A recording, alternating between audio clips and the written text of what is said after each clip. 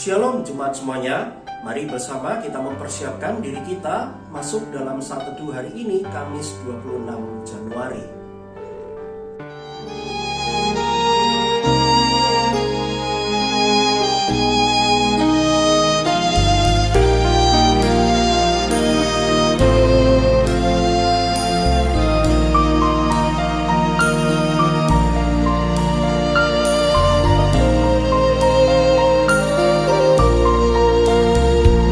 Melewati lembah duka,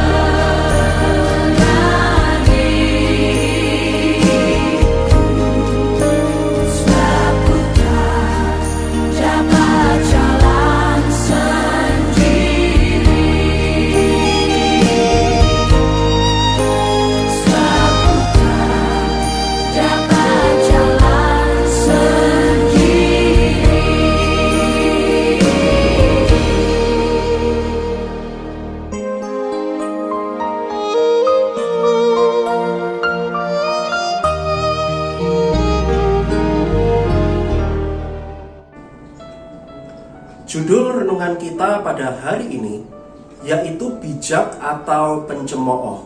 Bacaannya terambil dari Amsal pasal 9. Saya akan bacakan ayat 12. Jikalau engkau bijak, kebijakanmu itu bagimu sendiri. Jikalau engkau mencemooh, engkau sendirilah orang yang akan menanggungnya. Demikianlah firman Tuhan. Kalau secara khusus kita melihat ayat yang ke-12 yang barusan saya bacakan tadi, sekali lagi kita melihat sebuah ajaran dari Tuhan yang mengingatkan setiap kita bahwa kita sebagai anak Tuhan yang diberikan hikmat oleh Tuhan, baiklah kita hidup secara bijak, bukan sebagai orang yang suka mencemooh. Saudara sekalian, Amsal pasal 9 jelas menginginkan setiap hidup kita hidup sebagai orang yang bijak, sebagai orang yang telah menerima hikmat dari Tuhan. Itulah yang harus kita lakukan. Tetapi janganlah sampai kita itu hidup sebagai pencemooh. Apa itu pencemooh? Pencemooh itu kalau diartikan secara sederhana, orang yang suka mengejek atau orang yang suka menghina orang lain. Dikatakan di dalam ayat yang ke-12, jikalau engkau mencemooh, engkau menghina, engkau mengejek orang lain, di situ dikatakan engkau sendirilah orang yang akan menanggungnya. Artinya apa? Orang yang mengejek, orang yang menghina orang lain, orang yang hanya dapat melihat dan merendahkan orang lain, di situ dikatakan engkau akan mendapatkan balasannya.